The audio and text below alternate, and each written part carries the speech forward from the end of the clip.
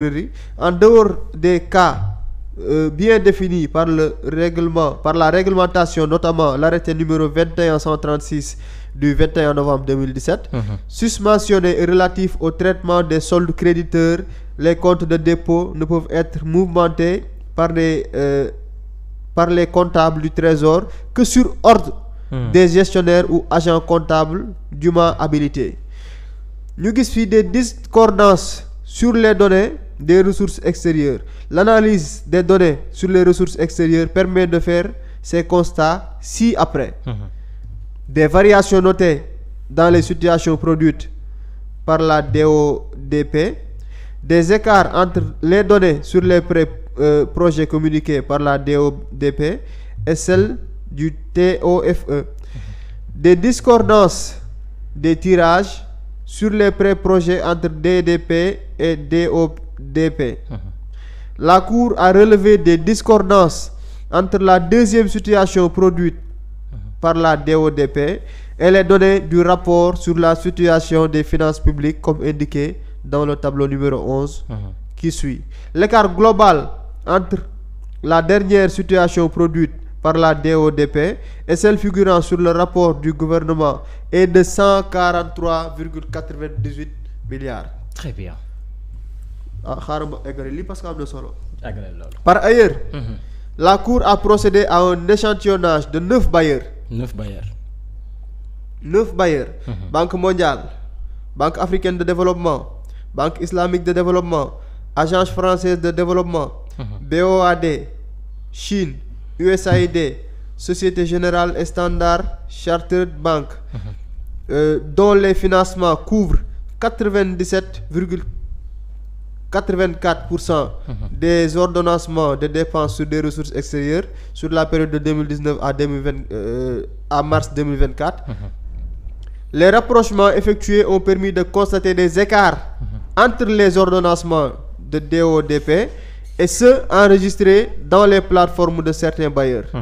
Interpellé sur ces constats, le directeur de l'ordonnancement des dépenses publiques a transmis une nouvelle situation des ordonnances qui présentent encore des écarts. Très bien. jërëjëf. léegi alal Vito. waaw laaj ma dara. laaj ko dara.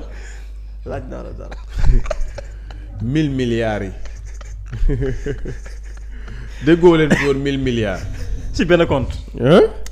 foo dégg woon 1000 milliards yow Momo. Xanaa ci Ousmane Sonko. yow foo dégg woon 1000 milliards. am na dem bu Covid. am na bu Covid. mais le premier ministre aussi waxoon na ni am na 1000 milliards bu nekk ci benn compte. alma 1000 milliards yooyu yow. man tey maa génn ñoom dañoo yaakaar ne Ousmane Sonko mii dafa yeewu di am envie wax rek nekk ci réew mi di wax. di dox nii rek taxawaale juste parce que j'ai envie de parler je parle. wallaay mënta ne. loolu la ñuy yaakaar loolu la ñu bëgg gëmloo nit ñi. mais 2096 milliards. yoo xam ne non retracé. 2096. te loolu benn cas ci cas yi la. 2096. milliards yoo xam ne kenn amul traçabilité. mbete ñu judd 2002. empreinte bancaire. xoolal ñu ne la Cour des comptes révèle un trou de 1110,61 milliards de francs CFA. Très bien. Trou 1000 milliards.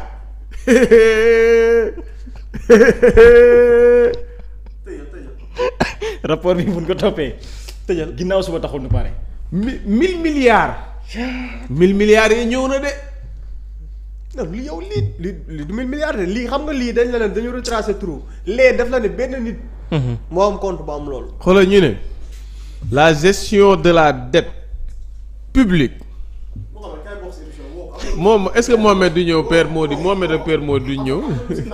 xaj na ci de Mohamed kaay ñëw. Mohamed ñëwal mos tuuti rek Mohamed ñëwal mos tuuti rek kaay. ngir yàlla kaay sama kaay mosal ñu loo Mohamed kaay ma may la nii tuuti kaay ma may la tuuti xoolal benn affaire rek ma ñu benn affaire rek nga dem. bàyyi leen bu ñu leen di woo ngeen di tiitaru kaay. waaw kaay ñëwal. ngir yàlla xam naa sa xol bi jeex na mais ñëwal rek waxal 30 secondes kaay. ñëwal Mohamed 30 secondes yow li ngeen jot a lire yëpp lan moo la si gën a choqué yow. yow loo jàngat yow da ngay présenter rek toogal li ma ci gën a choqué toogal nga wax ne waxal li la gën a choqué rek yow. salaamaaleykum. nii lan la alaaj loolu gën a choqué si rapport bi d'après li nga jot a lire tuuti rek. 10 secondes da ngeen di gis ñu manifester.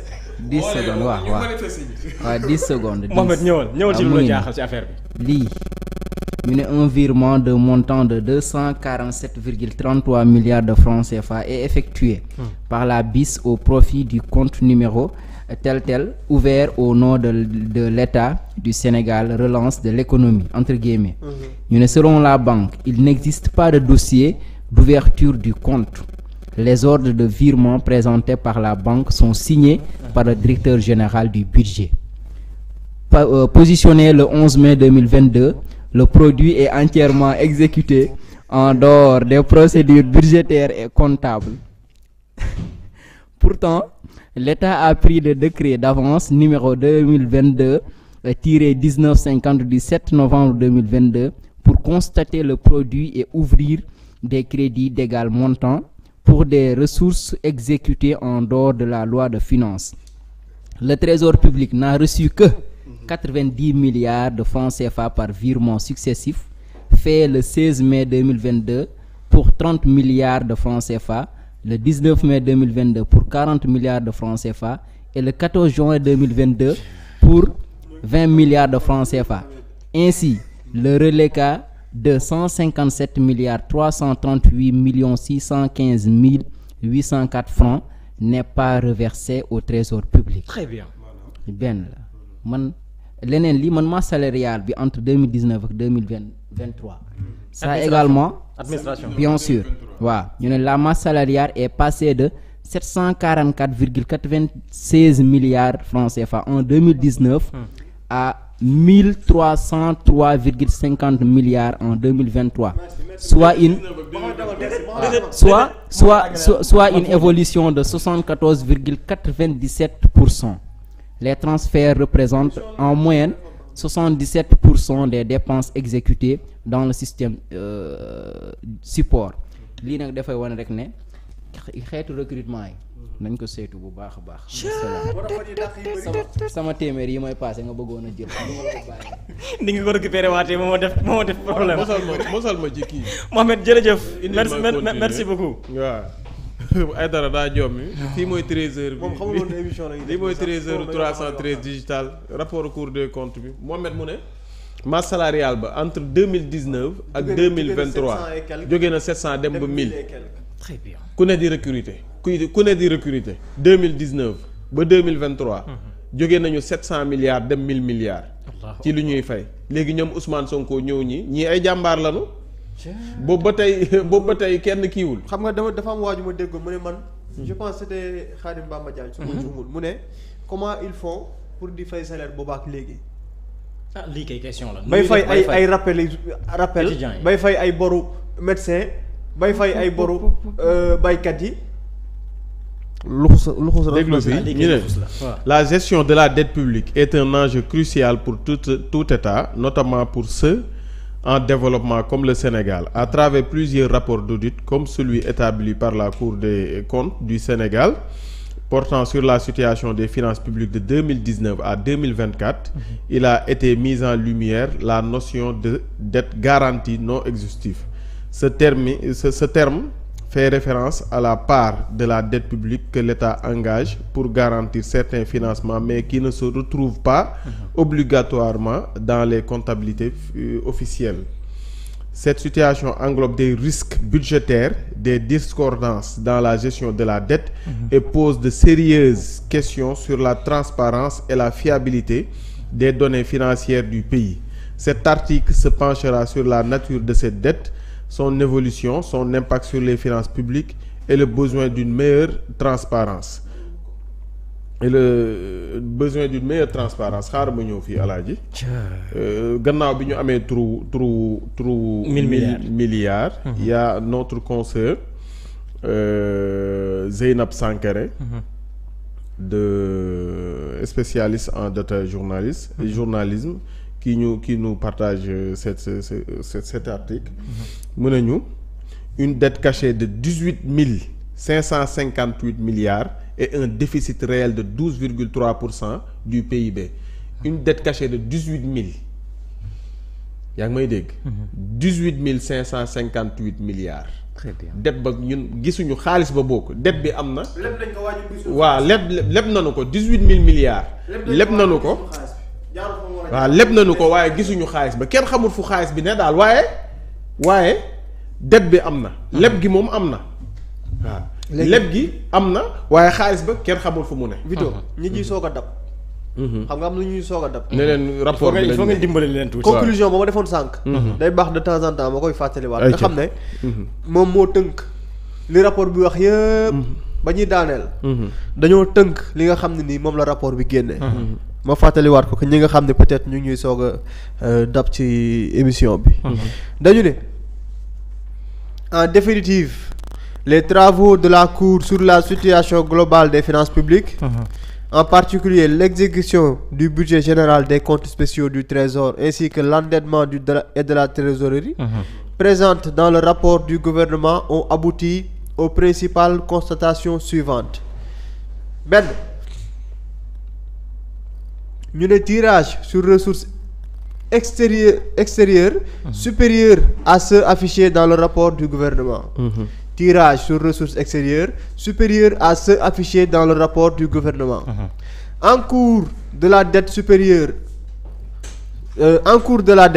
supérieur à celui figurant au rapport du gouvernement. Garantie supérieure à celui présenté dans le rapport du gouvernement. Déficit budgétaire supérieur au niveau affiché dans le rapport du gouvernement. Service de la dette bancaire hors cadrage non retracé dans le rapport du gouvernement. Encours de la dette bancaire hors cadrage supérieur au montant affiché dans le rapport du gouvernement. lii mooy conclusion wu rapport bi maanaam lépp daal loo xamante ne nii moom mooy chiffres yi gouvernement yi joxe woon. dañoo gis ne lu ëpp loolu lañ fa fekk. ma ñëw. rawatina ci bor yi. ma ñëw ci article boobu. ñëwal ñu ne ñu c'est officiel ce mercredi. 12 février 2025 le rapport explosif.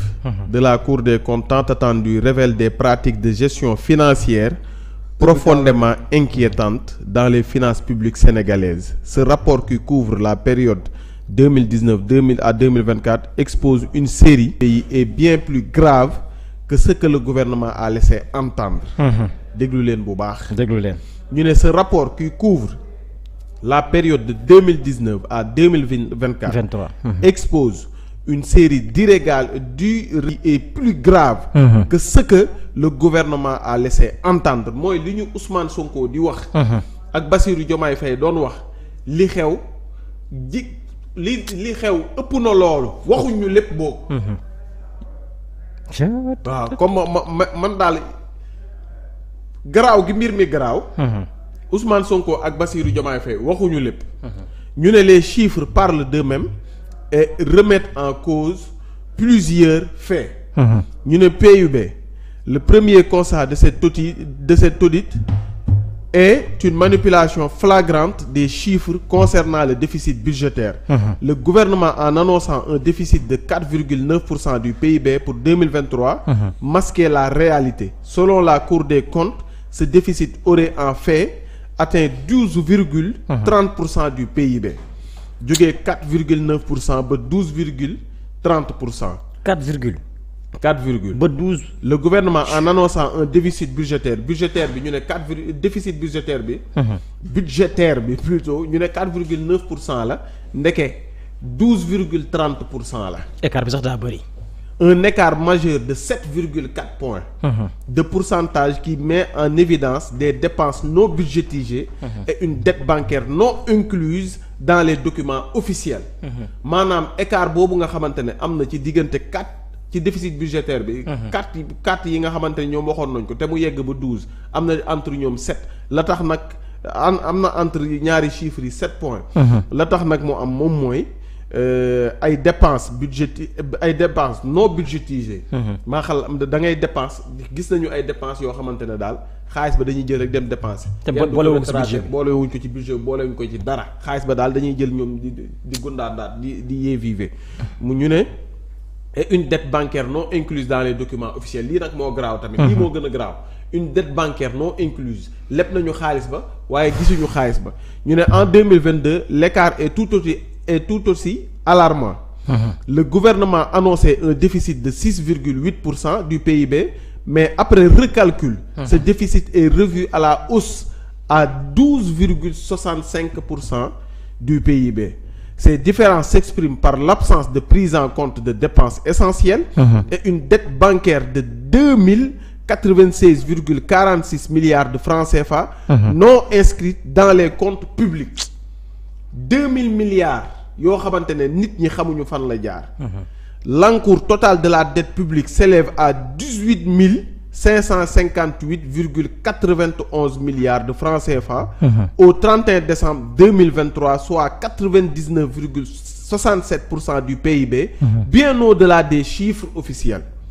Ce montant englobe 864,20 milliards de dettes extérieures et 694,71 milliards de francs CFA de dette intérieure. Cependant, cette dette a été gonflée par des emprunts réalisés en dehors des circuits budgétaires, avec des certificats nominatifs d'obligation émis de manière irrégulière sans autorisation parlementaire. Maanaam ñoom daal Assemblée nationale moom bokkatut woon sax seeni mbir moo taxoon xam nga yow bu ñu fi toogoon di kaas naan la député yi ñu fi teg ban njëriñ la ñu am. loi de finance parce que ñoom soxlawuñu woon ay député. yaa ngi dégg ñoom li ñu soxla woon mooy ku toog naan pronto kii naan naka ngeen def yéen a ngi ci jàpp soxlawuñu woon ay député comme soxla woo ay député kay. lu lay looy utee député bu am classe wala bu am nangam. ñu ne l'audit de la Cour des comptes a également mis en avant une gestion dans la trésorerie qui laisse entrevoir de profondes irrégularités. Des comptes bancaires commerciaux gérés directement par le ministre des Finances ont été utilisés pour des dépenses extra-budgétaires en violation des règles de gestion publique.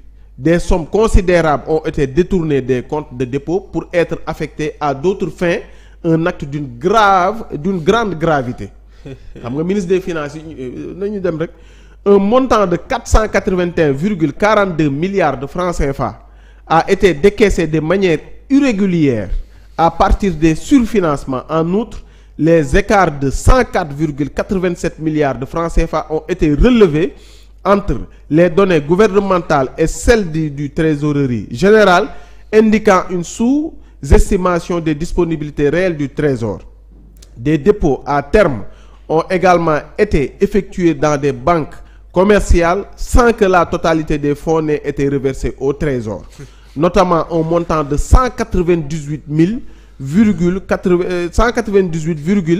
198,29 milliards de francs CFA. Au-delà des manipulations de chiffres officiels, plusieurs mécanismes au-delà des manipulations des chiffres officiels. Manipulation des chiffres officiels. Manipulation égale maquillage. Manipulation des chiffres. Maquillage des chiffres. Voilà, au-delà des ñoom kay fu mu toll nii. rapport bi ñoom. yematuñ ci maquillage wala manipulation ñoom ñu ngi au-delà. parce que ñoom xam nga lan la. ñoom lan la ñu wax fu mu toll nii. Ousmane Sonko li mu leen wax dafa des. waaw ñoom ci li des lañ nekk fu mu toll nii mais ndax Ousmane la mu wax am na wala amul. romb nañu dépassé nañu loolu. lim ñu waxutoon te waroon ñu koo wax loolu la ñu nekk di ñu wax nii ñoom Ousmane Sonko wax na leen mais waxu leen lépp ñoom ci lépp lañ nekk nii.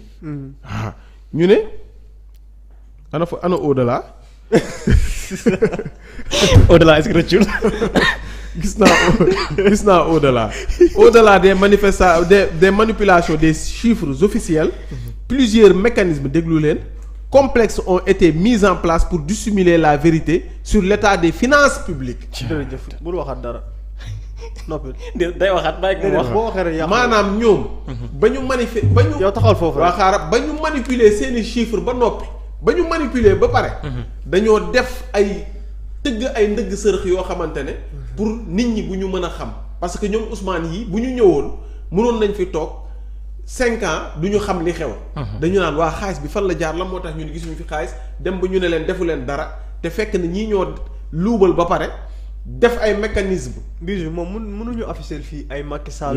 ay xaaral ma ñëw rek. xaaral moom koy ñëpp lay génneel. Au-delà des manipulations des chiffres officiels, plusieurs mécanismes complexes ont été mis en place pour dissimuler la vérité sur l'état des finances publiques. Des recettes ont été comptabilisées dans les mauvaises années pour gonfler artificiellement les chiffres et réduire ainsi les déficits. Wow. Par exemple, 43,97 milliards de francs CFA en 2019, 66,86 milliards de francs CFA en 2020 et 131,4 milliards de francs CFA en 2023 ont été réaffectés de manière douteuse. Les surfinancements, déglu leen, comme ceux de 2021 et 2020 ont permis de masquer une partie de la dette. Une partie de la dette ba tey ñoom def nañ seen njuuj njaaj ba pare waaye ñu ngi koy jéem a ñu ngi koy jéem a nëbb de. Par exemple, un surfinancement de 54,71 milliards de francs CFA en 2020 n'a été reporté que partiellement, laissant un écart de 3,4 milliards de francs CFA. Des conventions de substitution de débiteurs ont été signées pour un montant de 238,19 milliards de francs CFA, souvent sans explication claire ni justification officielle. Très bien. Ces pratiques témoignent d'une volonté manifeste de masquer la réalité financière du pays, tout en dissimulant des dettes colossales qui pèsent désormais lourdement sur l'avenir économique du Sénégal. doo leen def 30 minutes. ñu ne les conclusions de cet 30 audit secondes ñu xool Macky Sall. font écho à une situation alarmante de la gestion des finances publiques sénégalaises qui s'est opérée dans une complexité totale, avec des manipulations de chiffres et des détournements de fonds à grande échelle. Jeynab Sankaré, journaliste d'investigation, nañ ñu utal ay pneu ngir yàlla. li koy wax ma la pneu sax dañ leen dem manifester ji. mi ngi noonu. xanaa kenn duñ jàpp si lii de. ah ñu dem manifester. vraiment dóor kii ay arrêt. jël ma fii non fii laa koy dóoree. xoolal ok xoolal Amadou. bu toj écran bi de xoolal Amadou Ba. Fall bul toj suñu écran bi jàppale na ngir yàlla. Amadou Ba nee na. dimbali leen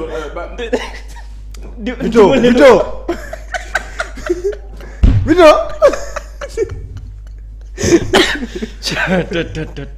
yàlla baal dóoral naa leen ko seen xol na fii dóoral naa leen